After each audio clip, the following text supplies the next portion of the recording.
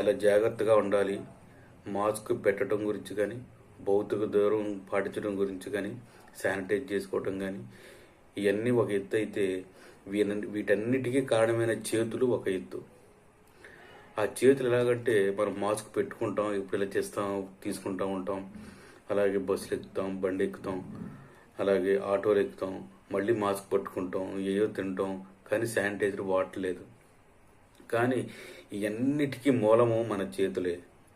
కాబట్టి ఈ చేతులు అనేవి ఎంత ప్రమాదమో మీకు తెలియజేయటానికి నేను మీ ముందుకు వచ్చాను. అది ఎలాగంటే చైతన్యశ్రీ గారని ఒక కవి రాసిన ఈ చేతుల మీద ఒక పద్యాన్ని మీకు చదివి వినిపిస్తాను.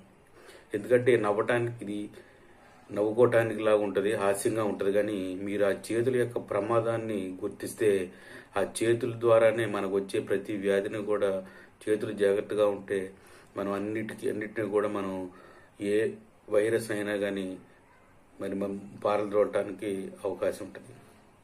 కాబట్టి ఆ చైతన్య గారు రాసిన ఈ కవిత్వాన్ని మీకు వినిపిస్తాను.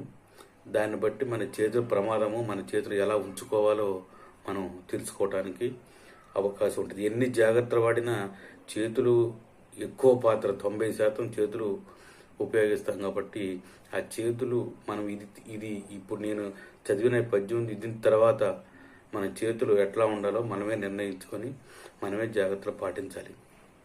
కాబట్టి హాస్యం ఎక్కువ ఉంటుంది, కానీ దాని వెనక ఉన్న ప్రమాదాన్ని మీరు గుర్తించాలని దీన్ని చైతన్య ప్రసాద్ గారు రాసిన ఈ కవిత్వాన్ని మీకు వినిపిస్తున్నాను. తలలోన పులుసులై చెలరేగు దురదను గోరార హాయిగా గోకు చేయి. తలలోన పొలుసులై జిలపెట్టు చుండ్రును గోరార హాయిగా గోకు చేయి. కళ్ళలో పుసులను వేళ్లతో తొలగించి వాల్చూపు కనుల సొగసు కాపాడు చేయి. నాసికా రంధ్రము జలపాత మగువేళ బొర్రు బొర్రున చీదు చేయి. నాసికా రంధ్రము జలపాత మగువేళ బొర్రు బొర్రున చీదు చేయి.